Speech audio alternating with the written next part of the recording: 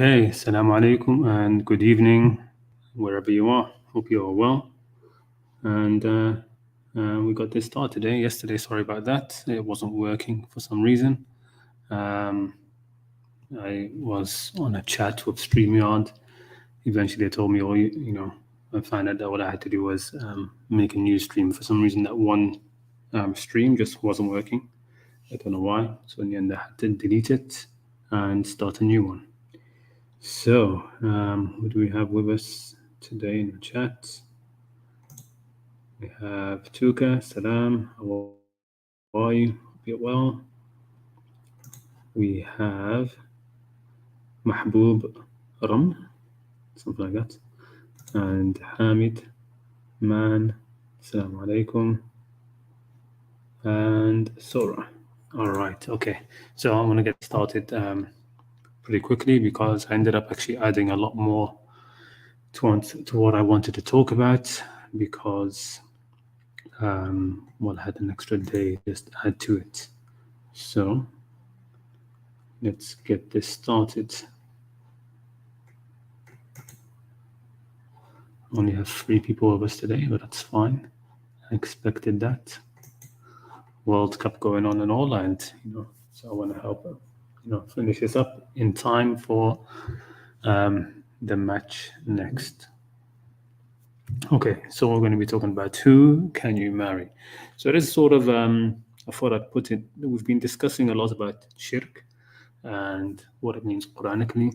And next week also, I think I'm going to talk about that a little bit more. But part of the topics always coming is who can you marry? Who can you marry according to the Qur'an, right? So you get that question. People asking, why can't you marry Mushrikeen as the traditional idea of it? Polytheists, for example, people want to marry. There's a lot of Muslims in India, for example. Okay, maybe they would like to marry a Hindu, and they say, okay, why can't that be allowed? Or, for example, why can't a Muslim woman marry a Christian or Jewish man? So you have these things. So first of all, okay, who can you marry?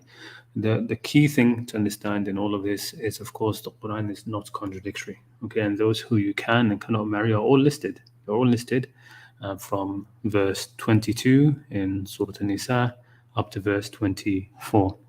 Actually, let me just, before I go through them, make sure, is the sound okay? I didn't make a sound check, just wanted to make sure. Someone just quickly in the chat, let me know the sound is fine.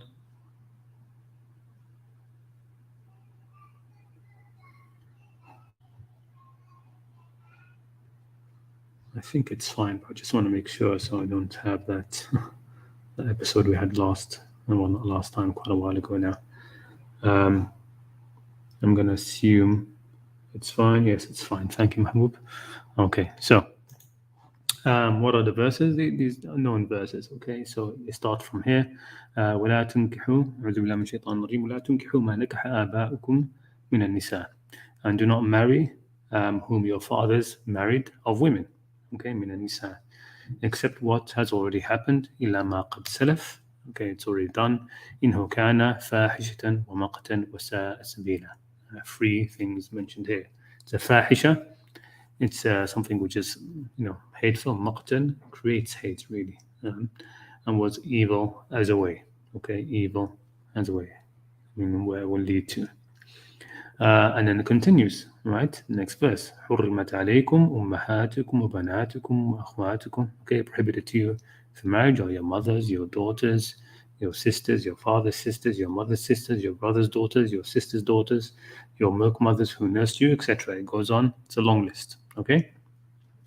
Then the next verse after that says, also prohibited, of course, are all married women. وَالْمُحْصَنَاتِ مِنَ النِّسَاءِ إِلَّا مَا مَلَكَتْ أَيْمَانُكُمْ, except those whom your right hand possesses. And of course, this verse is used by some critics of Islam and Quran to say that the Quran allows you to rape captives, and it's just foolishness, because this whole verse is talking about marriage. It's talking about who you can and cannot marry, and you can marry women who have been captives of war, who are already married. You can marry them, because you're not going to recognize their marriages to the enemy. It's not recognized, and this happens. It's natural. It happens all the time. It happened a lot in World War II, right? Where if for example, the Germans they took when they occupied France, okay, they did not accept, and if they had prisoners, okay, they didn't accept. If a French woman wanted to marry a German soldier, even if she was married, her previous marriage is not it's not recognized. Okay, as a prisoner of war, it's just not recognized. Okay, and this happened quite a lot. So if you have two warring nations, okay, and you have the captives of captives women of the enemy, their marriage to the enemy is not recognized. Okay, they can marry again. And of course, they cannot marry if they don't decide. I mean, the whole point is it's marriage. Okay, so they have to agree to a marriage. So it says, وَمُحْصَنَاتٌ مِنَ النِّسَاءِ إِلَّا مَا مَلَكَتْ أَيْمَانُكُمْ. So married captives women, or those whom your right hand possesses, you can marry them. And then it says, of course, كِتَابُ اللَّهِ عَلَيْكُمْ. The decree, prescription of Allah upon you. And again, this is one of those verses which tells us what the word kitab in the Quran means. Kitab and kutub and these words, they're more about prescriptions. Okay, it's what's being prescribed. Okay, just like kutiba alaykum al-siyam, fasting has been prescribed to you. Kutiba alaykum al-qital, fighting has been prescribed for you. These kind of things. That's the word for kitab. I advise looking at I shared in the community tab the video by Learn Qur'anic Arabic YouTube channel. They have a very nice video on that. But the key part for what we're talking about here is the next phrase, which says وَحِلَّ لَكُمْ وَحِلَّ لَكُمْ مَا وَرَاءَ ذَلِكُمْ أَن تَبْتَغُوا بِأَمْوَالِكُمْ مُحْصِنِينَ غَيْرِ مُسَافِحِينَ. Anyway, it says, and lawful for you are all others beyond these. So all other women beyond those which have been mentioned, beyond what? Beyond those whom your fathers have married, beyond your mothers, your daughters, your sisters, etc. That long list, and beyond women who are already married, except for the captives. Apart from all of those, you can marry. Anybody else, you can marry. Okay, and that's it. Okay, there's no talk about religion or religious belief. Okay, you have a list of the prohibited, and it is said very clearly all other women are halal for marriage. Okay, and that's it. And that's basically what it comes down to. So where does the confusion come from? There's the one which talks about marriage to Ahlul Kitab. Okay, so this question comes on: only women can marry Kitabi, only men can marry Kitabi women. So the verse which is used traditionally to talk about that is this verse, one of the last verses to be revealed, at least in the last surah to be revealed. Okay, Surah 5, Al-Ma'idah is the last surah to be revealed, and it says, Al-Yawm uhilla lakum at-tayyibat. Today, the good things have been made halal for you. وَطَعَامُ الَّذِينَ أُوتُوا الْكِتَابَ حِلٌّ لَكُمْ. And the food of those who were given the book or prescriptions are prescriptions, laws from God, are halal for you. وَطَعَامُكُمْ حِلٌّ لَهُمْ. And your food is halal for them. وَالْمُحْصَنَاتِ مِنَ الْمُؤْمِنَاتِ. And the virtuous of the believers. Okay, does that mean the non-virtuous, ones who are not muhsanat, you can't marry them? No, of course you can marry them. Okay, وَالْمُحْصَنَاتِ مِنَ الَّذِينَ أُوتُوا الْكِتَابَ مِنْ قَبْلِكُمْ. Okay, إِذَا آتَيْتُمُوهُمْ أُجُورَهُم. Okay, so then it says, and also the muhsanat, women, from those who are given the scriptures before you. So again, this is the translation in Sahih International. This day, good foods, or just says the good things, to be honest. The Arabic says, أُحِلَّ لَكُمُ الطَّيِّبَاتِ. الطَّيِّبَات. Okay, I made lawful. And the food of those who were given the scripture is lawful for you, and your food is lawful for them, and lawful in marriage are the chaste women from among the faithful, and the chaste women from among those who were given the scriptures before you, when you have given them their due compensation, desiring chastity, not unlawful sexual intercourse, or taking secret lovers. And whoever denies faith, his work has become worthless, and he in the hereafter will be among the losers.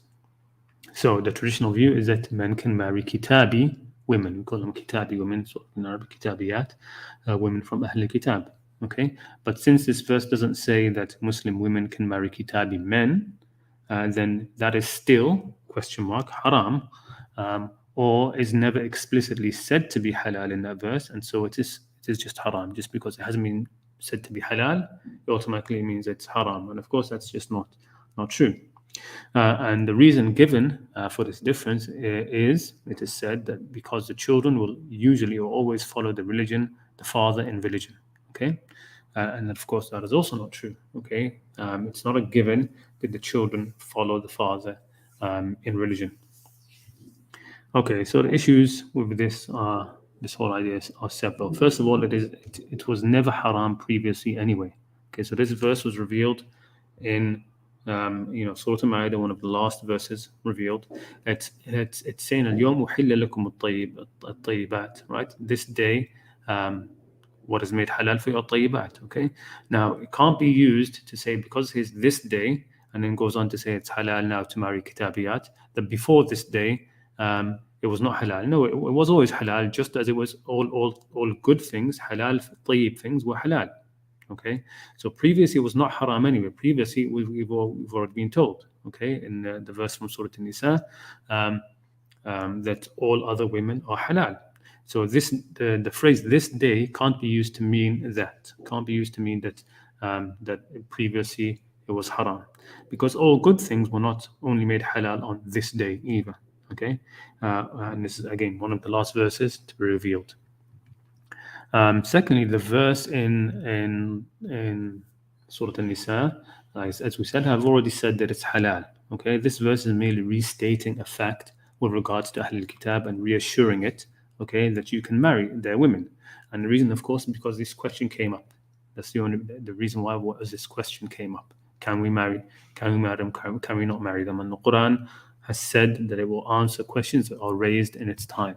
Okay, God didn't just have a set scripture that he was going to send down piecemeal. No, there was actually, as things developed during the time of the Prophet and questions were raised up and things happened, verses were revealed directly about that.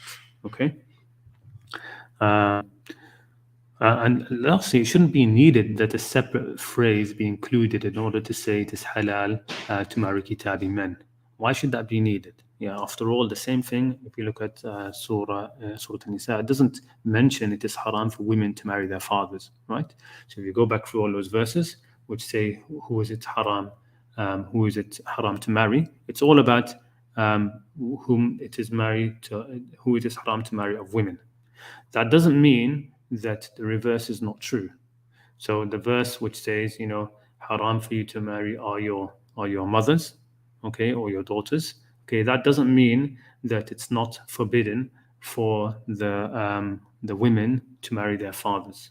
Okay, it's just the other side of the same idea. Because when you prohibit men from marrying certain women, of course, that means those women are prohibited from marrying those men. Okay, and in the same way, when you make some halal, okay, that doesn't mean the opposite is haram. Okay, that it usually means opposite is also going to be halal. Okay, but the point is, there doesn't need to be a separate phrase stating that. But in reality, the part missed by most in this verse is the very first 4 words, which give the general ruling and prove that Muslim women can actually marry kitabi men. It says, "Al-yawma hilla lakum at-tayyibat." Okay, halal for you are all tayyibat. The rest of the verse is just expounding on that. It's just expanding on that first phrase. Of course, tayyibat, good things, are halal. Okay, and that includes the food and includes women. And if a kitabi woman is not prevented from being tayyib, from being good by her religion, and thus halal, because the tayyibat are halal, then neither is a kitabi man prevented by his religion. Okay, it can't be that you can say that a Christian woman is tayyib and thus halal to marry, but a Christian man, despite her being a Christian, but a Christian man is not halal, is not tayyib and is not halal, and therefore you can't marry him because of his religion. No, it's the same religion. Okay, if the women can be tayyibat, so can the men. Okay, and the tayyibat and the tayyib are halal. أحل لكم الطيبات. Okay, so there are tayyibat kitabi women and there are tayyibun. Okay, I missed the ba here. Tayyibun kitabi men. And as the Quran says elsewhere, الخبيثات للخبيثين والخبيثون للخبيثات والطيبات للطيبين والطيبون للطيبات. Okay, أولئك مبرؤون مما يقولون لهم مغفرة ورزق كريم. Vile women are for vile men and vile men are for vile women. And good men are for good women, and good women are for good men. So when this verse says, you know, أحل لكم الطيبات, where are we? This verse says أحل لكم الطيبات وطعام وطعام الذين أوتوا الكتاب حل لكم, etc. Then it says ومحصنات من المؤمنات are طيبات. These are طيبات. They are halal for you. And so are the محصنات من الذين أوتوا الكتاب من قبلكم. And just as the محصنات, our محصنات are طيبات, they can be of the طيبون of أهل الكتاب as well. Okay, they can be of the طيبون of أهل الكتاب. So there's that part. Okay, so that's the most important evidence really, to show that Kitabi, that Muslim women can marry Kitabi men. Okay, اليوم أحل لكم الطيبات. And if a Muslim and if a Christian a woman can be طيب, then a Christian man can also be طيب. Okay, and thus both halal.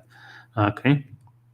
The verse is saying that just their food is طيب and thus halal, their women are also طيبات and thus halal. They're virtuous women. Okay, and it's again, if you go back to that verse as well, the verse is saying that halal for you are the muhsanat min al-mu'minat, the chaste or virtuous of the mu'minat. Does that mean the ones who are not muhsinat of the faithful women, of Muslim women, that you can't marry them? No, it's not saying that. It's not saying that the opposite is haram. It's just saying, it's describing in more detail what is طيب. The whole verse is talking about اليوم أحل لكم الطيبات. Okay, this verse is just expanding on what a طيبات can be.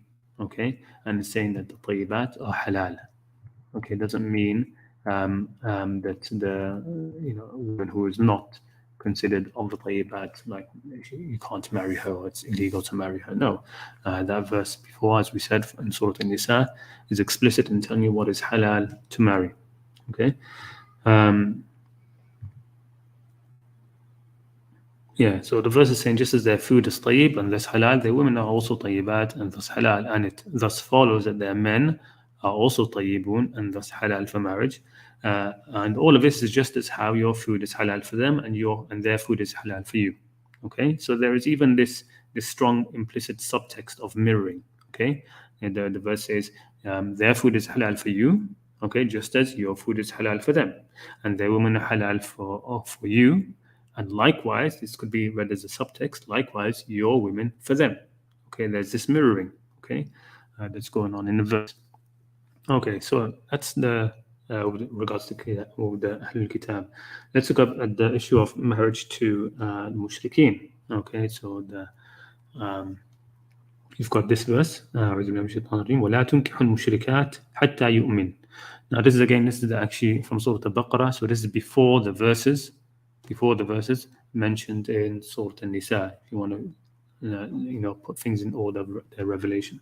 It says وَلَا تُنْكِحُ الْمُشْرِكَاتِ حَتَّى يُؤْمِنْ وَلَأَمَةٌ مُؤْمِنَةٌ خَيْرٌ مِنْ مُشْرِكَةٍ وَلَوْ أَعْجَبَتْكُمْ وَلَا تُنْكِحُ الْمُشْرِكِينَ حَتَّى يُؤْمِنُوا وَلَعَبْدٌ مُؤْمِنٌ خَيْرٌ مِنْ مُشْرِكٍ وَلَوْ أَعْجَبَكُمْ أُولَٰئِكَ يَدْعُونَ إِلَى النَّارِ وَاللَّهُ يَدْعُو إِلَى الْجَنَّةِ وَمَغْفِرَتِهِ بإذنه ويبين آياته للناس لعلهم يتذكرون. Now I've sort of tinkered with the translation a little bit. I've put it like this: and do not marry mushrikeen women until they are faithful. And a faithful slave woman is better than a mushrika, even though she might please you. And do not marry mushrikeen men until they are faithful. And a faithful slave is better than a mushrik, even though he might please you. Those invite you to the fire, but Allah invites to paradise, Jannah, and to forgiveness by His permission. And He makes clear His verses to the people that they may remember. Okay, so also there's another verse which I'm going to talk about. Let's go through this verse as well, which is about the zaniya, those of zina, and the mushrik as well, both put together. So also this is another verse that would be contradictory with an understanding of mushrik as plain polytheist. It says الزاني لا ينكح إلا زانية أو مشركة. Okay, the fornicator, the zaniya, and the zani does not marry except a female fornicator or a mushrik. And if you understood this as polytheist, no, it won't make sense. Okay, because now it's saying, the previous was saying don't marry the polytheist. Now it's saying okay, but if the zani can. And the next part, and none marries her وَالزَّانِيَةُ لَا يَنْكِحُهَا إِلَّا زَانٍ. None marries the zania except another zani or mushrik. وَحُرِّمَ ذَلِكَ عَلَى الْمُؤْمِنِينَ. And that has been made unlawful to the faithful. Okay, so taking this second verse first, does it mean that if a Muslim man or woman wants to marry a polytheist man or woman, so a Hindu, for example, okay, the judge will refuse. But if he or she then goes away and commits zina, does zina and comes back, now the judge will say, yes, you can marry them. Is that how this works? Is that how we're going to understand this? Because that would be absolutely ridiculous. Okay, it would be an encouragement to commit zina. Okay, be a zani or a zania first, and then we will let you marry this mushrik or mushrika that you want. Okay, that's just preposterous. Okay, and some people have sometimes asked me, okay, there's a Hindu woman, I would like to marry her, but it's not allowed. No. One way to get around it, you can just lie and say, but I'm a zani. I'm a zani. I've committed zina. So now it's allowed, right? If you're going to understand it this way. Okay. So again, this tells you that we're not talking about this polytheism. It's not talking about religious, sort of like a religion. Okay, we're not talking about being a member of a certain religion which is polytheist. That's not what we're talking about here. That's not the issue. And going back to the first verse and taking the traditional view, okay, which says, do not marry the mushrik or mushrika until they believe, quote unquote. Well, wouldn't a Muslim man marrying a mushrik woman be a good thing? Okay, because then the children would follow the father in religion and be Muslim, right? That's the argument that's given for why the Muslim man can marry a Kitabi woman, because he's the man sort of usually in power in relationship, the head of the household, and so the children will follow him and become a Muslim. Okay, so why doesn't that apply for men marrying a mushrik woman?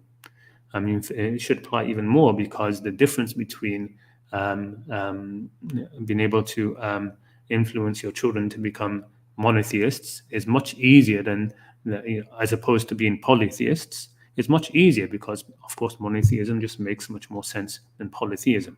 Okay, whereas being able to influence one of the great world religions, like a Christian woman who has got a deep sense of faith in an actual prophet, okay, in one of the messengers of God, okay, and are in the end monotheists, that can be more difficult to sway the children to become Muslim. So, but the point is, why shouldn't that logic also follow here, as it is used for the marriage of Muslim men with Kitabi women? It should follow for Mushrik women too, if again this is what's meant. Okay, all right. So my take on these verses in reality all come down to not understanding Quranically what shirk and mushrik are, nor iman and mu'min. Okay, it's similar to what I call the main Big Ten. The Big Ten terms in the Quran. They need to be understood Quranically in order to understand sort of the Quran and its worldview. So you've got these things. Most of them are misunderstood.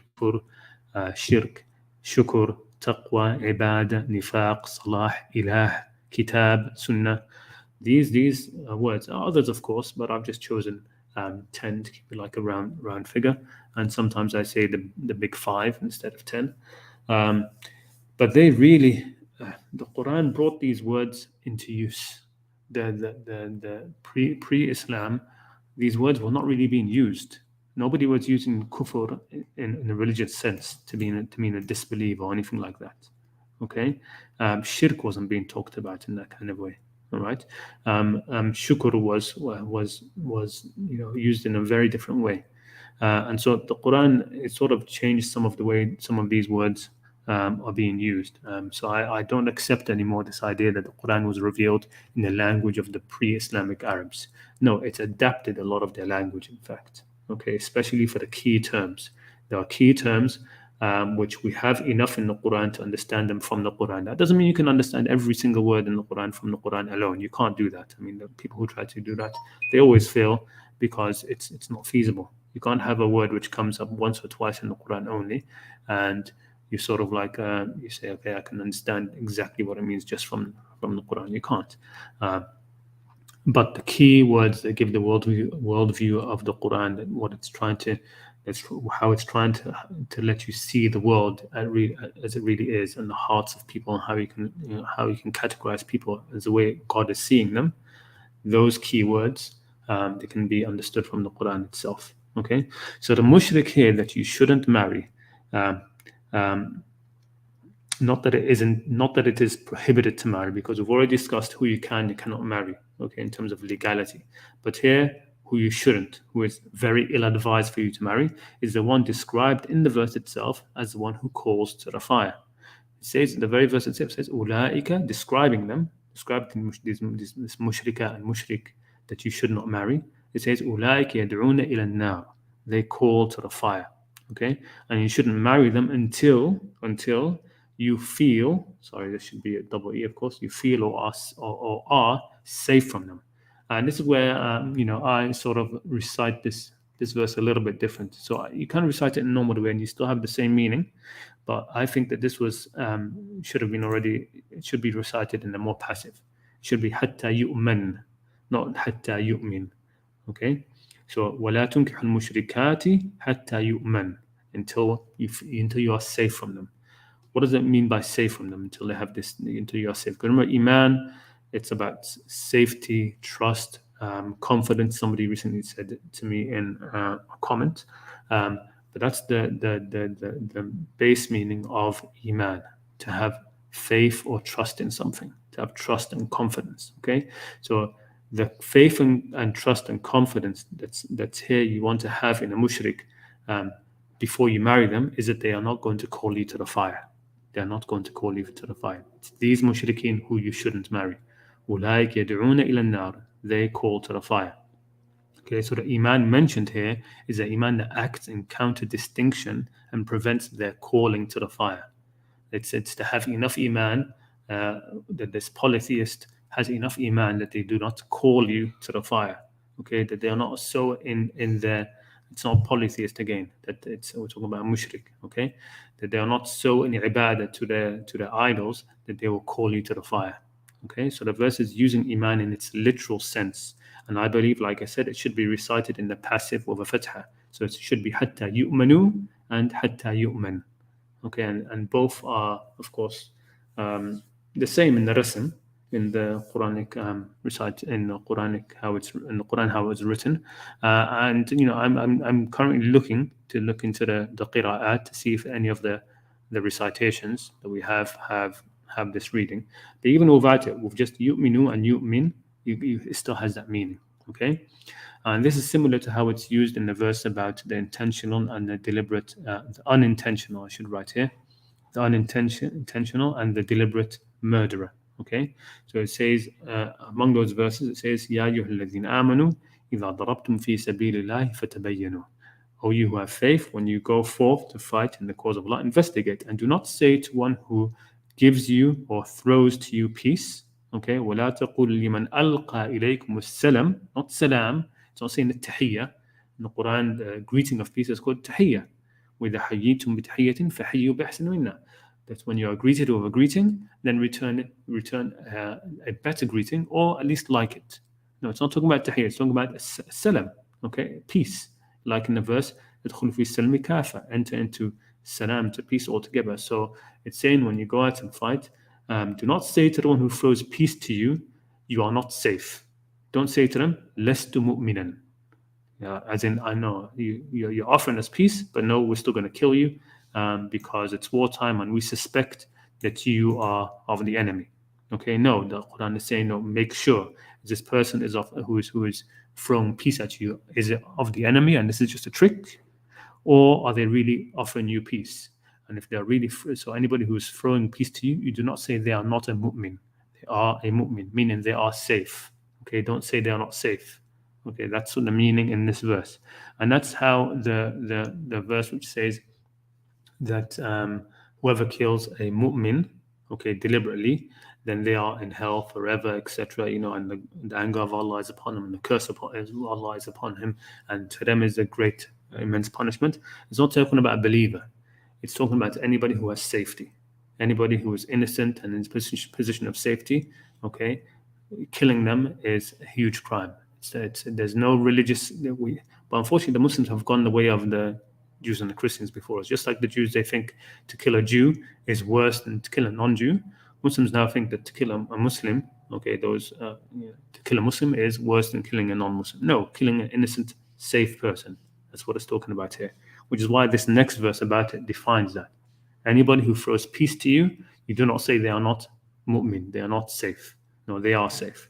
So when this verse talks about do not marry the mushrikeen or the mushrikat hatta yu'man, we're talking about this until you feel safe from them. Safe from what? Safe from their calling you to the fire. Okay? So the verse says, don't marry the mushrik or mushrika until they are safe or faithful hatta yu'man, or until they are yu'min, or until you feel safe from them, until you feel you are safe from them, from their shirk, from their calling you and pushing you towards the fire, towards servitude to others with God, who don't command truth and justice, because that's what will take you to the fire. Okay, it is a faith and security and trust and confidence that stands in contradiction and is enough to overturn their calling to the fire. They will not call you to the fire. Okay. So to give an example of that type of mushrik that you shouldn't marry would be a religious fanatic, okay, fanatically following and in servitude to a sheikh or to a sect or to a madhab. Okay, you can't feel safe with somebody like that. You just can't, okay? With someone like that, you can't feel safe. If their sheikh told them that you should be killed or divorced, for example, that you should be killed because you are a murtad, because you did, for example, tawassul, there was that sort of debate kind of thing happening just a few weeks ago on the issue of tawassul again. Okay, about saying, oh God, I ask you, by the stature of the Prophet Muhammad that you forgive me, that kind of tawassul. Okay, there are some that consider that to be shirk. The person who's done that has left the religion, and the person who leaves the religion should be killed, right? So if somebody who's in ibada to their sheikh, and they can really harm you in that kind of way. If they're in ibadah to a sect, a madhab, anything which commands against what God would command, which is to the truth and justice. Okay, remember the reason for God sending the messengers and bringing down the books was so that mankind could establish justice. Okay, so this is the kind of mushrik we're talking about. Okay, they could kill you, they could end up divorcing you, they could really turn your house into a living hell if you marry them. Okay, this kind of fanatic person who's in servitude to other than God. Okay, you can't reason with them. Okay, again, so think of a fanatical ISIS member, marry them, and they'll put you and they'll pull you and call you and your children to the fire. Okay, and if you don't follow, they will make your life a living hell. Okay, so the verse is saying don't marry them. So related to this is also, why does the verse say a slave is better? Okay, why is that emphasized? It's mentioned twice. Why does it repeat? Why does it repeat? Even if you admire him or her, the mushrik. Okay, these two things are mentioned there for a reason. Okay, it says وَلَا أَمَةٌ مُؤْمِنَةٌ خَيْرٌ مِّن مُشْرِكَةٍ وَلَا عَجَبَتْكُمْ, and a faithful slave woman is better than a mushrika, even if you admire her and she pleases you. وَلَعَبْدٌ مُؤْمِنٌ, and a believing servant, abd, slave, is better than a mushrik, even if he pleases you. It again comes back to the mentality and the background and dangers of shirk and the mushrik. Okay, the mushrik is one who is in ibadah to others, and they will try to pull you to that as well. Okay, and the one whom you admire is, especially for marriage, is typically somebody good in their body, okay, in their background, their social status, etc. Especially for marriage, these things are the things which people admire for marriage. They would they call it, they have admiration for this type of person. Okay, but someone like that whom you admire can have a big influence and a huge pull. Okay, they can really pull you and influence you and your whole family. Okay, whereas a slave who is faithful will not have that. Okay, that pull. He or she will not pull you into ibadah to himself or to others. Okay, even though they were slaves themselves, because the person who is more whose background is that socially this sort of more low, seen as a low status. Okay, as a slave, former slave or slave, this person will not have as much bravado or pull or push on you. So that's why this is sort of mentioned as well. A side note here is this verse is another in the many that shows that slaves must be married and the sex outside of marriages is prohibited. We've talked about it before. Advice. Lastly, so these two verses which talk about to not marry the mushrik or the zani are not about the legality of marriage to them. It is legal to marry a zaniya or a zani or a mushrik. It is legal. Well, what the legality and illegality is given all in, like I said in the beginning, in Surah An-Nisa. Okay, أُحِلَّ لَكُم مَا وَرَاءَ ذَلِكُمْ. Everything other than those are halal to marry. And tabtaghu bi amwalikum, so you can seek with your, kitabullah alaykum, it says, the book, the prescription of Allah upon you, okay, that you should seek with your wealth, muhsanat, righteous, etc. So that's definitely about the legality. Okay, those verses are definitely about the legality of the marriages, and the legality whom you can and cannot marry is everybody else apart from those listed in Surah An-Nisa. But these ones are more about advice. In the case of the one about zina, okay, where it says حُرِّمَ ذَلِكَ عَلى الْمُؤْمِنِينَ, it means that the faithful make this haram on themselves. The faithful who should be طيبات and طيبون طيبات, okay, they should be for other طيبون and طيبات, not for the zina, not for the mushrik, okay. The faithful, and that's why the verse says it says that only the vile men, the vile men seek the vile, a vile woman, okay. So a zania or a mushrika is only sought by another one like herself, okay. الزاني لا ينكح إلا زانية أو مشركة, okay.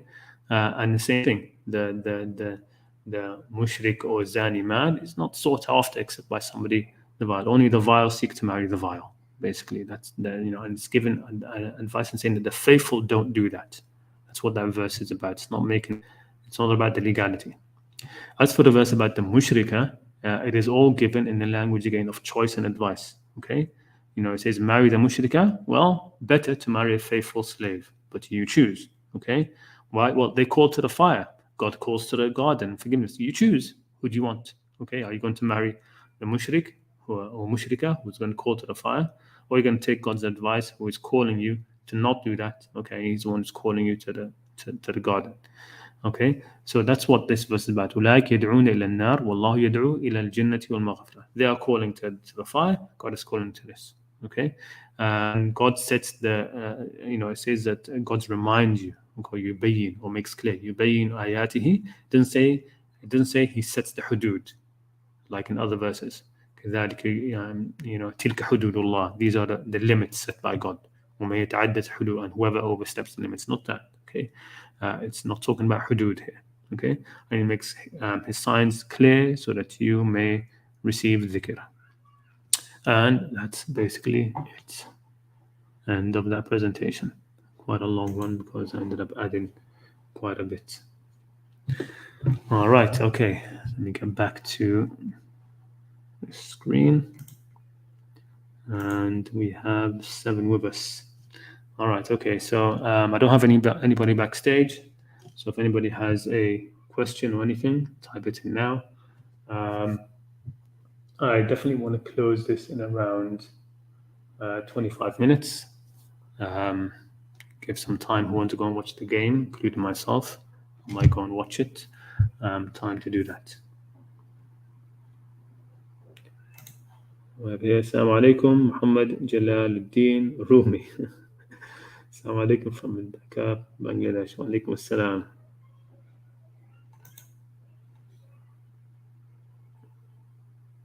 All right, okay. No other questions. So anybody have a question? If not, maybe we'll end up even earlier. How long have I been going on? It was quite a long presentation. I know it was around half an hour. Anybody have any thoughts they want to share?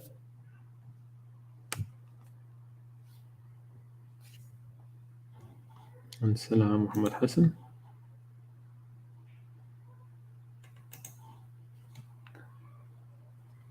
Or if not, anybody want to come online? Have a little chat. Very interesting today. I have a question on another topic. Yeah, no problem. Yes, on another topic, it's fine. As long as you don't mind the answer on another topic.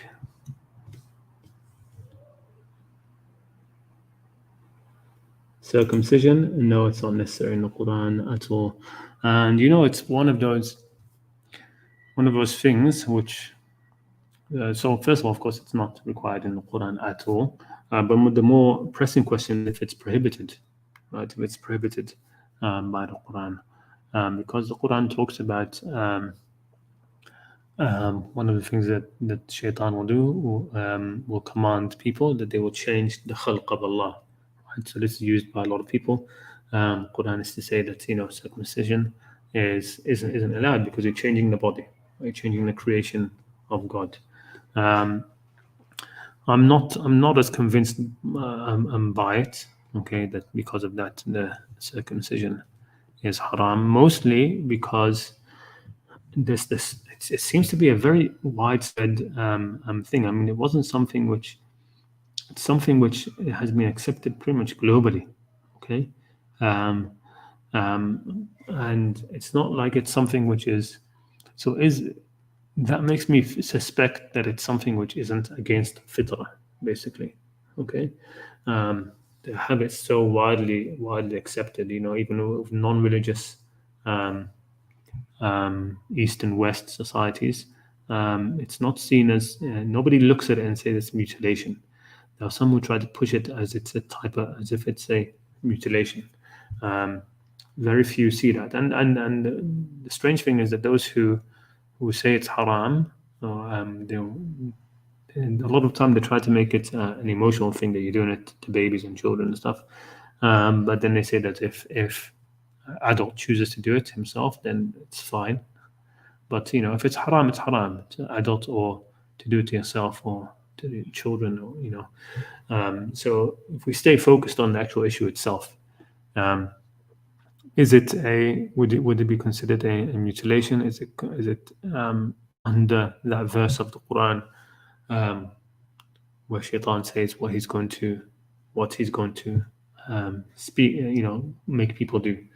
And one of the things mentioned, another reason why I suspect, I'm still thinking about this, but I'm definitely leaning more to the thing that it's not haram and it's the other thing is that the verse mentions that the Shaitan will tell people to slit the ears of cattle, right? Right, it talks about that. Yet the practice of circumcision was something which the Arabs were known for. The Arabs definitely did it. All the Arabs at the time did it. So why isn't that given in the Quran as an example? This is something which Shaitan made people do. Why mention the slitting of cattle's ears, and why is that not mentioned? So it's something which was prevalent during the whole of the time of the Quran's revelation, and it doesn't condemn it. It's not condemned in the Quran. Now that doesn't mean every single thing has to be condemned in the Quran. Any blanket statements of condemning oppression and these things are enough. But since this is actually mentioned in the Quran, is actually specifically talked about in that verse, why isn't the example given of the circumcision of children instead? I'm not. I don't see that. There was something else I was just going to say, and then now it slipped my mind. Yeah, the other thing is, of course, as everybody I think knows by now, that I completely reject all hadiths and narrations and things like this. And as far as we can tell, again, that the Prophet did not speak out against it at all. In fact, as far as we know, he allowed it, and in his own family, his grandchildren, Hassan and Hussein, were circumcised. So again, these things make me wonder. But is it a religious commitment like prayer? No, it's not. It's not. It's not. It's even in traditional Islam, it's just considered a sunnah. You don't have to do it. Okay, it's considered one of the sunnahs of Ibrahim, of the Prophet. So I think it's sort of like it's like a dedication. If I was going to file it under one file it file circumcision under a verse of the Quran, it would be the verse we're talking about Ibrahim alayhi salam, and then talking about sibghat Allah. Okay, the sibgha, the coloring or the marking of Allah. Okay, um, so it's like it's like a dedication. Okay, it's something that you do as sort of as a commitment. Okay, that seems to be what because it definitely seems to come from Ibrahim. The practice of circumcision seems to come from Ibrahim, and it seems to be like a dedication. Okay, maybe a dedication to, I don't know if it's has to do with chastity or something. I don't know. But no, in terms of directly the answer to your question, it's not an obligation. You don't have to do it. Converts definitely don't have to do it. Okay. And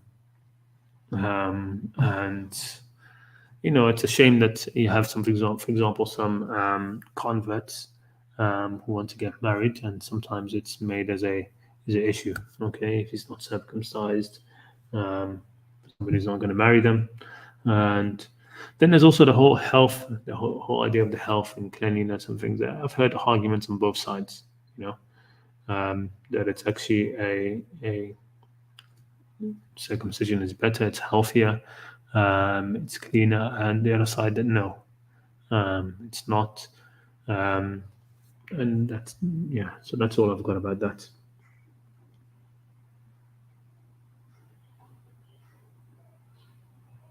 Yeah, again, like you said here, you can understand it as sort of a medical procedure. Okay, but medical procedure for what? I don't get why it would be a medical procedure for anything.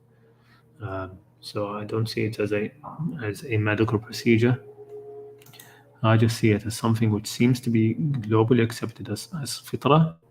It happened during the Qur'an's time. I mean, when I say globally accepted as fitrah, I mean globally it's not considered mutilation. Okay, nobody looks at it and thinks that's mutilation, right? So there's that, and then of course during the Quran's time it was happening, and a verse of the Quran sort of talks about there's an opportunity for a verse of the Quran to condemn it, and it doesn't. Okay, pretty much a golden opportunity. It doesn't, and from as far as we know, from the Prophet, the history that we have. He never spoke out against it. There was no movement to condemn it from the Sahaba, from those around the Prophet. And as far as you know, in his own family, his grandchildren were circumcised. I think it's more of like I said, it's something like a kind of like a dedication or something that you can do as a dedication to God, right? As a sibghat Allah. Unrelated, but I wanted to watch one of your old Caravan videos, God's Shadow, and I found it to be beautifully intriguing. It reminds me of Plato's world of forms, the universe being a shadow of God. Yeah. I mean it's a very interesting verse. That verse that comes in the middle of I think it's in Surah Al-Furqan, the verse of the shadow, right? And just to ponder on that, because it comes out of the blue, and you think, okay, why is that verse in there? Why is this verse suddenly there in the Quran talking about the shadow, right? So it's a very, very interesting thing.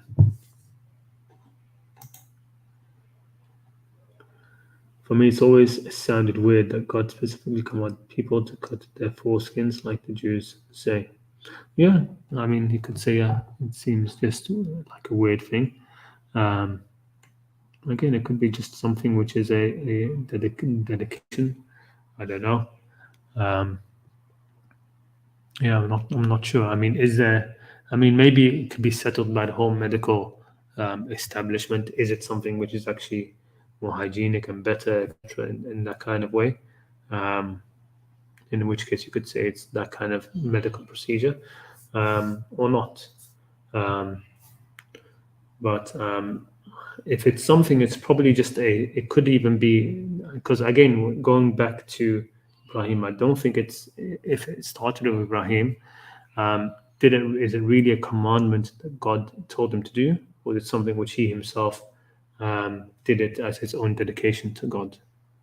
it could be that. It could be that in the end it's just one of a sunnah of Ibrahim, which he did and which wasn't even commanded by God. Right? It could be that. It could be just something that he started. Maybe not even as a dedication for God. Maybe just he did it. I don't know. Okay. But yeah, definitely it is strange if you think about it in that kind of way. And how the reason why we recognize beauty and levels of perfection as human beings is because we are already familiar with perfect concepts in the realm we dwelt in before. But yes. I think in the end it comes down to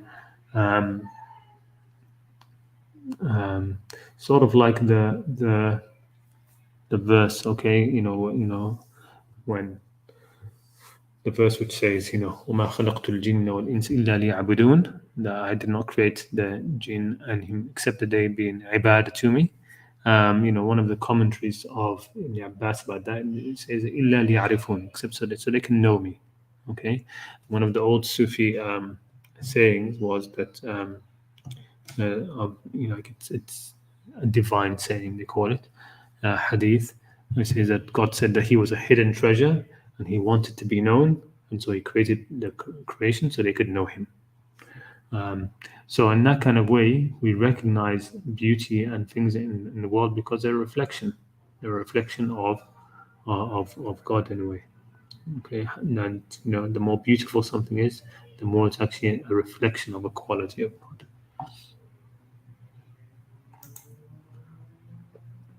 I'm Romanian. I have a Romanian Qur'an, and from time to time I read some verses from it. Yeah, I wonder how the translations in Romanian are.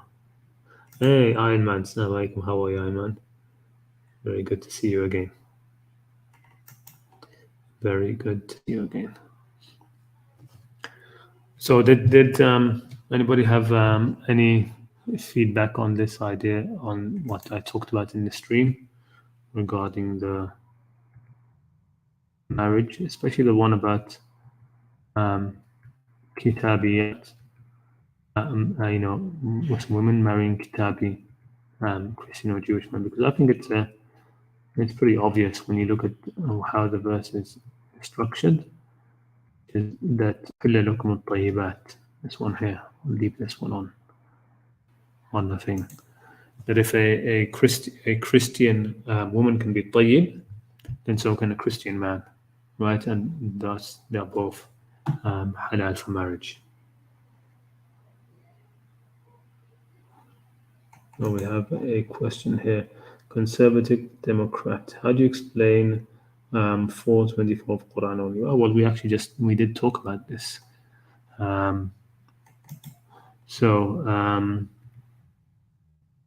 me bring it up here. I've actually got it here. It's part of what we were talking about, right? So the verses, when you look at 324, the one you're talking about here, it's coming off the back of the previous verses, of course, which are just talking about who you can marry. Okay, it's about marriage. I know, of course, a lot of put out that Quran 424 is saying that you can rape married. No, it's talking you can't rape married women. It's talking about whom you can marry and you can't marry, right? So just looking from the start, right? From verse 22, it says, وَلَا تُنْكِحُوا مَا نَكَحَ آبَاؤُكُم مِّنَ النِّسَاءِ, and do not marry those whom your fathers married of women, except what has already happened. إِلَّا مَا قَدْ سَلَفَ إِنَّهُ كَانَ فَاحِشَةً وَمَقْتًا وَسَاءَ سَبِيلًا. It is an immorality and hateful thing and an evil way. Okay, so then the next verse just lists who else it's haram to marry. So we already have one. We have one is that don't marry whoever your fathers had already married. And then it says, of course, don't marry your mothers. Haram for you to marry. Prohibited. For what? For marriage. Okay. حُرِمَتْ عَلَيْكُمْ أُمَّهَاتُكُمْ, your mothers and your daughters and your sisters, your father's sisters and your mother's sisters and your brother's daughters and your sister's daughters, etc. It goes on. It's a long list. I didn't put the whole verse here.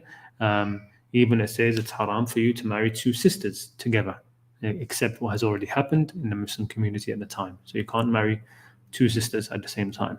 Okay? And then next verse says, and so who else is it prohibited to marry again? وَالْمُحْصَنَاتِ مِنَ النِّسَاءِ, and also prohibited for marriage are all married women, of course. If a woman is already married, you can't marry her. Okay? The exception being مَا مَلَكَتْ أَيْمَانُكُمْ. The exception being basically prisoners of war. Okay, and that's happened all throughout history, and it's normal. It's known that if you have two warring nations, okay, two nations which are at war, okay, and you take captives, there are captives taken, or you invaded part of the land, you've invaded half of the enemy land or whatever, and now you're occupying this area. Okay, those whom you have occupied, the prisoners of war, the women, their marriage to the enemy men are not validated. They're not accepted. Those women are considered within this new country where they are now. They're considered free to marry the soldiers of, and this happened, of course. You have the whole thing of Stockholm syndrome. What's it called, right? Stockholm syndrome, I think, where you can have the victorious army, okay, or an army which has invaded a country, and the women who are who are under occupation, even if they are married to their own men soldiers, they could marry somebody from the victorious or the occupying power. Okay, but the point is that it's talking about marriage. It's nothing. If this was talking about you can just rape married women, then it would be saying that the previous verse also you can rape your mothers, your daughters, your this, your that. No, come on. It's talking about marriage, okay? So prohibited for you in marriage are all married women except malakat aymanukum, except those whom are your right hand possessors, which is a dual term. It means here definitely means more about the captives of war, and sometimes it's used to mean slaves, okay, or former slaves. And the next verse shows that again. I mean, this whole section is telling you exactly who you can and can't marry. So it even says the verse, I think after this, it's telling you, and if you cannot find free chaste women, then you can marry slave women. Marry ma malakat aymanukum. Okay, you have to marry them as well. So here again, going back to this verse, it says Kitabullah alaykum, the prescription of God upon you. Okay. And it says, and what is halal for you is all others. Why? So you can to marry them. Okay. And tabtaghu, so that you can seek by your wealth, meaning what? You're going to give them their dowries. Okay. Muhsineen, seeking to be virtuous by that and not be fornicators. فَمَسْتَمْتَعْتُمْ بِهِ مِنْهُنَّ فَآتُوهُنْ أُجُورَهُنْ. Okay. And it says, give them their dowries. Okay. Which is a faridah. It is something which is which you must. It's fard. Okay. So yeah, that's what I would say. Let me go back to the thing so I can see if you have a follow up on that. So is that clear? Conservative Democrat. It's like, I hope that's clear.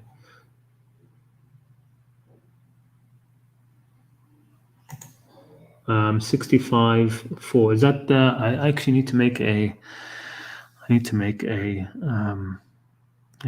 tweet thread about that. I'll keep on promise to do that. That's the one I think about which is used to say you can't which is used by some to say the Qur'an allows to marry prepubescent girls, right? Let me just double check that. 4, right? Yeah, so that one, yeah. So this again is one of those ones. Again, it's been blown up way out of proportion. So it's talking about marrying women. If you give me a second, let me share the other screen with the verses on it.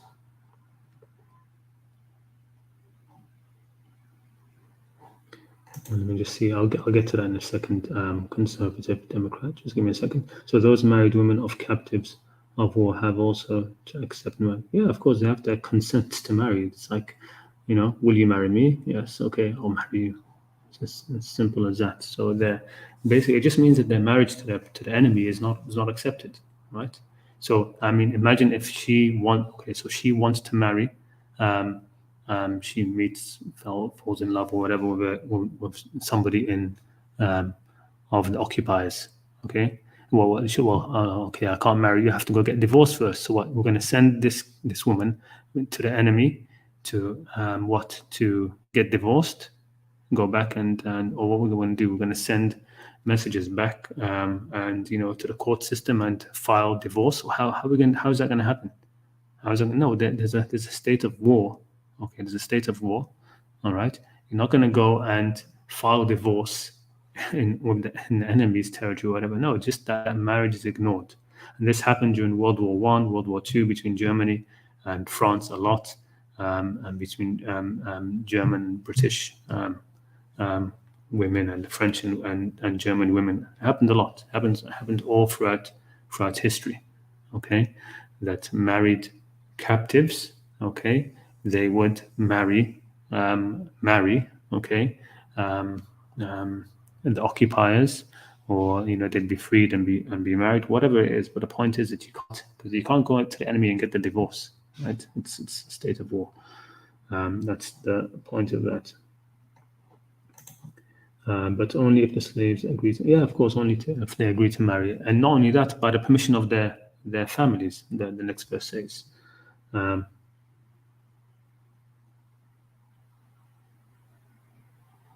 So this one is. Let me bring those verses. Let me just share the screen if you don't mind, and I'll get to that. Let's stop sharing that, and let's share this other one. Share the screen. Okay, so we've got this verse. Okay, so this is the verse which you mentioned first, 65:4. وَلَاتِ يَئِسْنَ مِنَ الْمَحِيضِ مِنْ نِسَائِكُمْ إِنِ ارْتَبْتُمْ فَعِدَّتُهُنَّ ثَلَاثَةُ أَشْهُرٍ. So it says, as for such of your women despairing of menstruation, if you doubt their period. So again, here's another thing which shows you, if you doubt what? They're having their periods. Okay, so if you doubt, they've gone a long time without having their periods, you're not sure if they're going to have it again or not. Okay, their idda, that means they've been having their periods, right? So it means no, they're not pre-pubescent. Okay, they've made their periods, their waiting periods is 3 months. Okay, and along with those, or those who have not. Okay, and then it adds to that, and those who don't, who really have stopped, where they've gone through menopause. Okay, so they don't. Okay, and then it says and those who are pregnant. Okay, so it's all talking about women who are advanced in age. Okay, they've had their period, they've been pregnant. So the reason why this is being used in that kind of way is very simply because the hadith about the marriage of Aisha is being forced into this. It's being forced into this. The Impactful Scholar, there's a YouTube channel called The Impactful Scholar, Dr. Javad, and he's an academic, modernist sort of Muslim. He works at Harvard. He made a nice video about that. But there's one thing which he missed, and I actually spoke with him on Twitter privately, and I mentioned this other thing. He said, and he said that he forgot to add that. But there's the other verse which is in Surah Al-Ahzab. It makes it very clear that you can't have pre-pubescent marriage of pre-pubescent women. So let me just go to that other verse so I can show it to you, and I'm going to make a Twitter thread about that when I get the chance. So this verse here, no, not this verse. Where is it? Surah Al-Ahzab 49 or 39.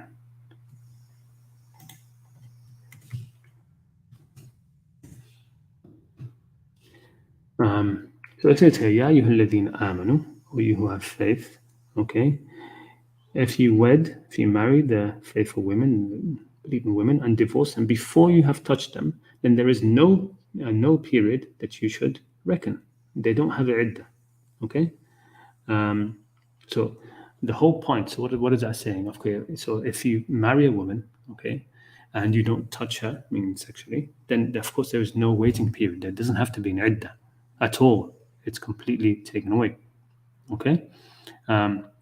There being no iddah if you haven't touched her is for obvious reasons. It isn't possible that she could be pregnant. Okay.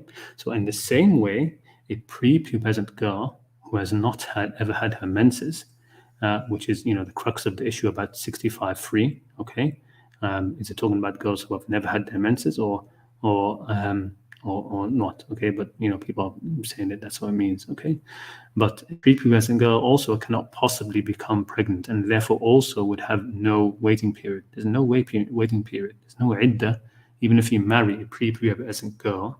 Okay, even if, which is not an idea, of course, even if there was sexual activity with her, okay, there would be no iddah because she's prepubescent.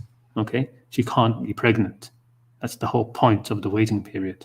Okay, so thus it cannot refer to prepubescent girls as it prescribes a waiting period of 3 months.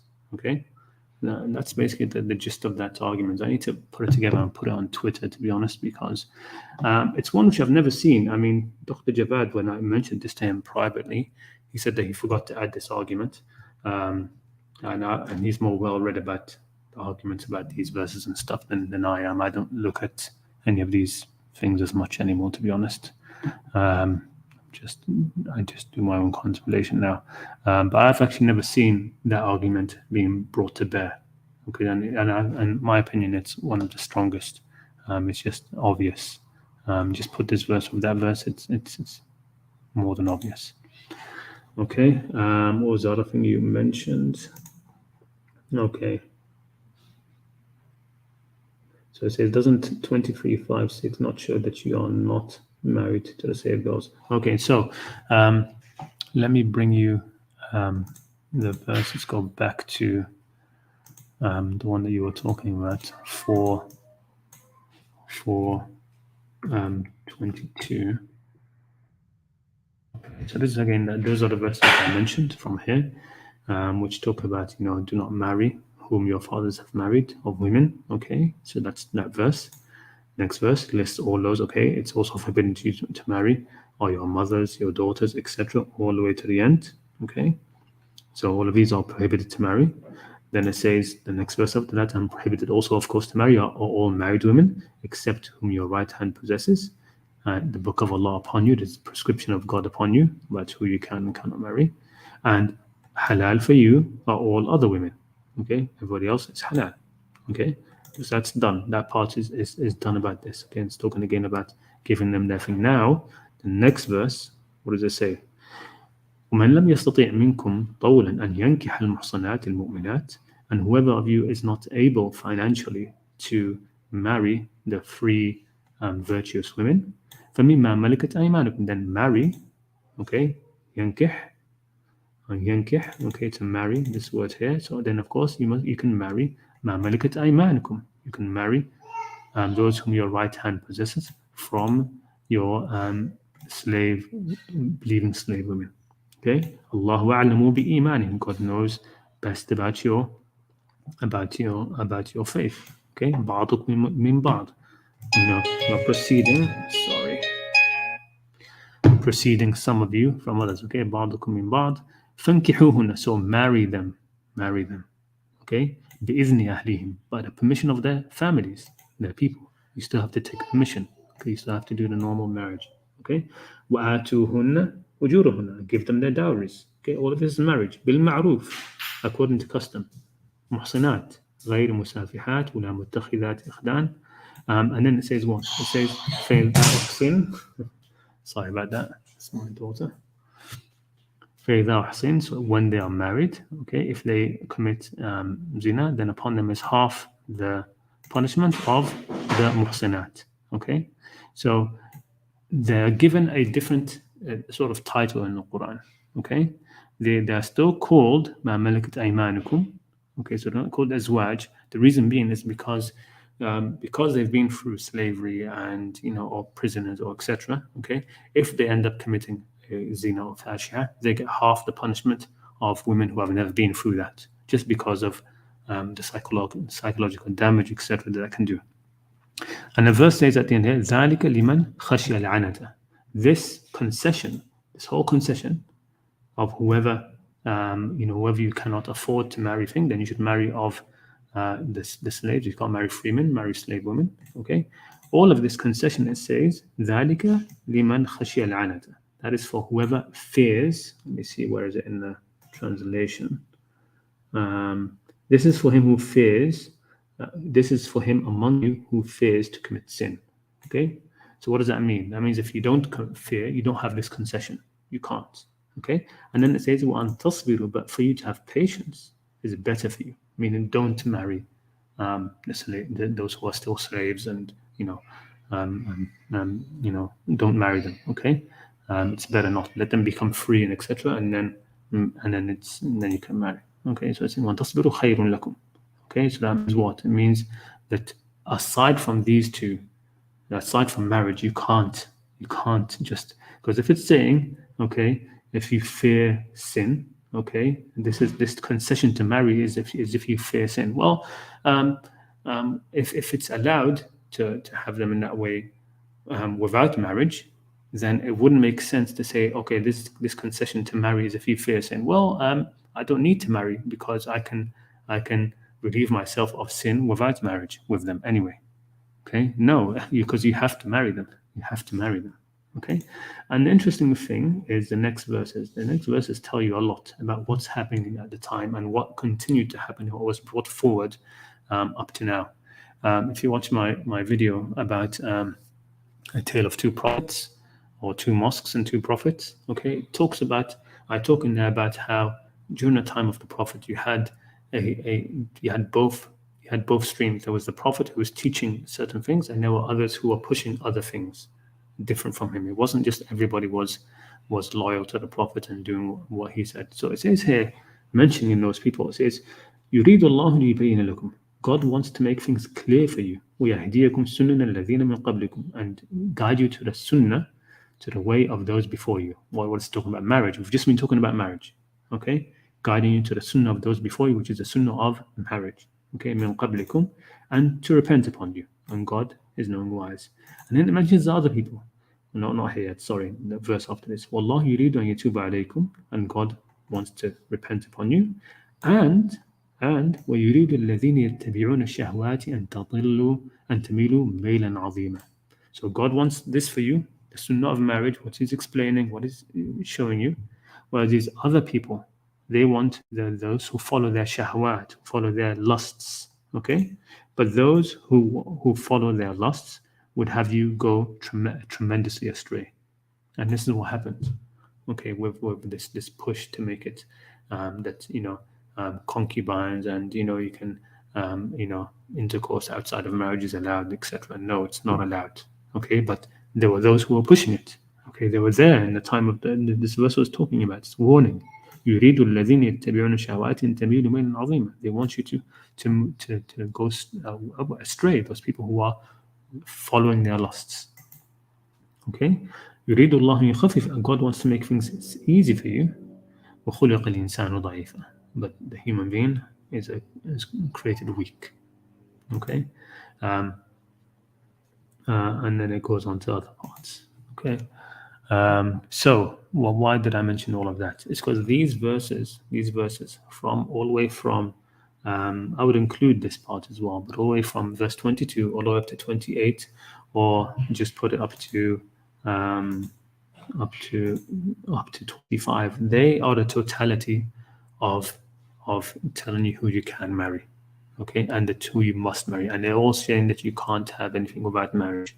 So all these other verses which talk about أزواجكم وما ملكت أيمانكم, your wives and those whom your right hand possesses, it's already been stated that you must marry them. So they are married. They are still married, but they're still called ما ملكت أيمانكم. They are still given that title. Okay, even though you must marry them first, because this verse is telling you must marry them first. Okay, all the other verses are upon that. I've gone on quite a bit there, sorry, and I don't see the chat. Let me go back up. There's only one extra talk. 23, 5 to 6 isn't not sure that you cannot marry. No, exactly. So this verse that you're talking about here, and all the other ones which you have that phrase come up, okay? Those who preserve their chastity, except regarding their wives, and ma malakat aymanukum. Their wives, have to be married. Ma malakat aymanukum. The verse is saying you must marry them. That those whom if those who can't marry the free women, they must marry. They can marry. They have the concession to marry the slave women. They have to marry them. Okay.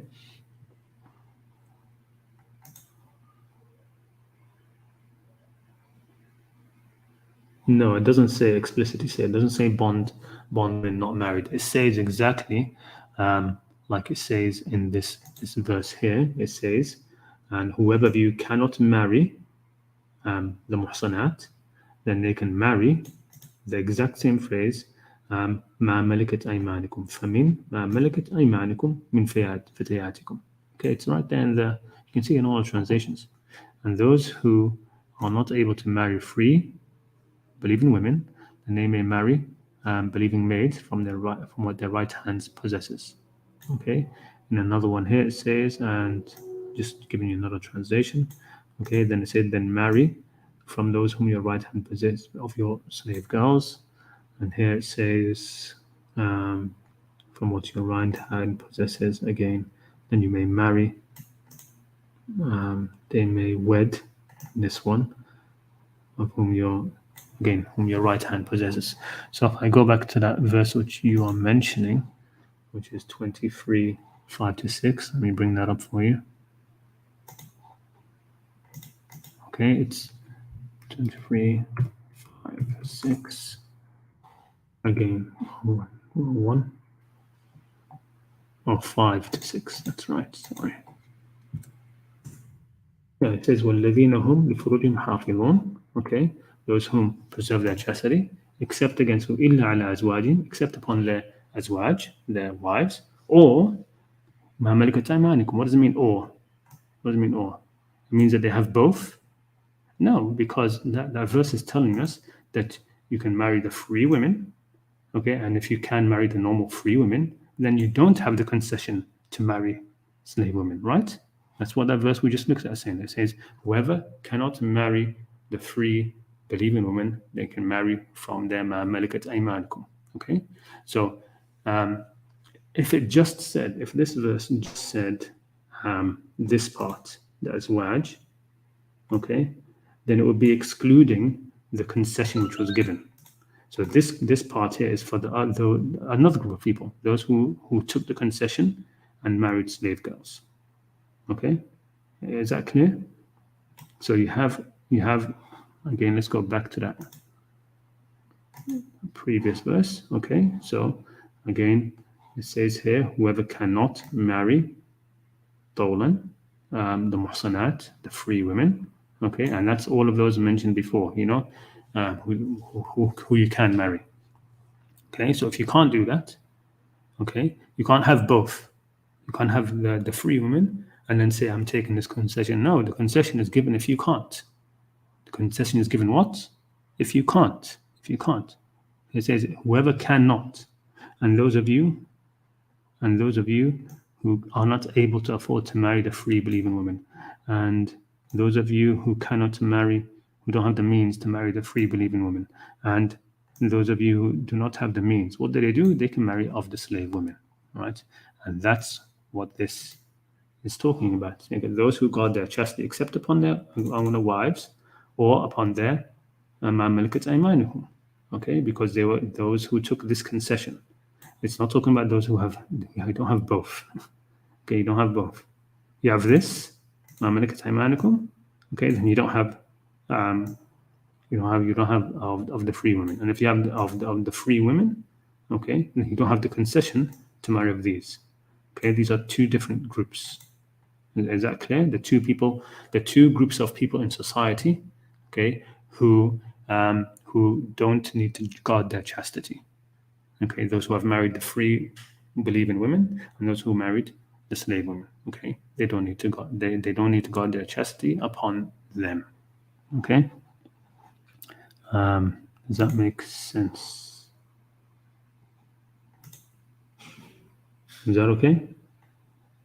Take it away and think about it. I mean, you don't have to decide quickly. It's good to give things time to brew and think things over. Okay, good.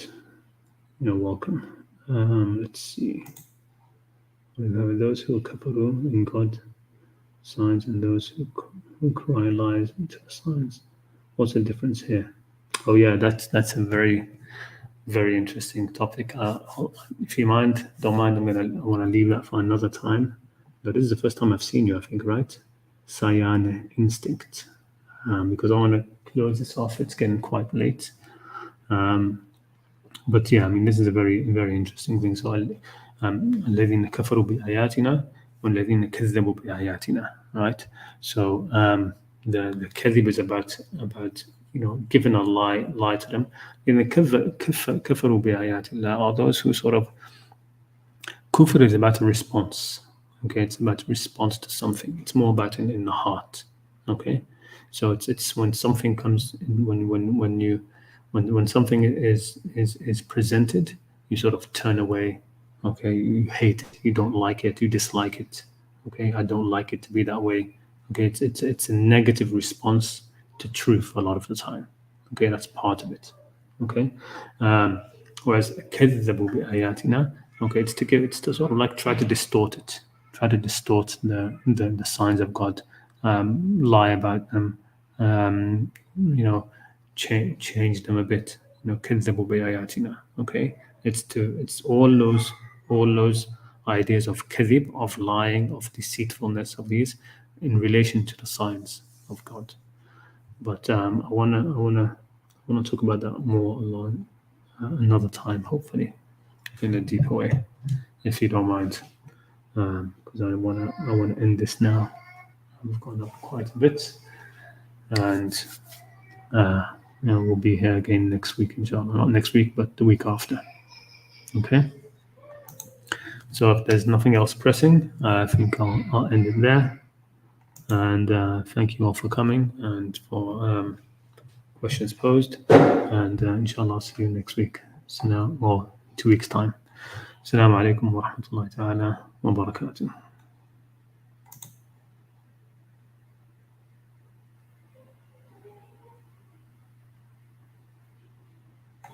All right, okay. We write sometimes in Reddit. Okay, brilliant. Excellent.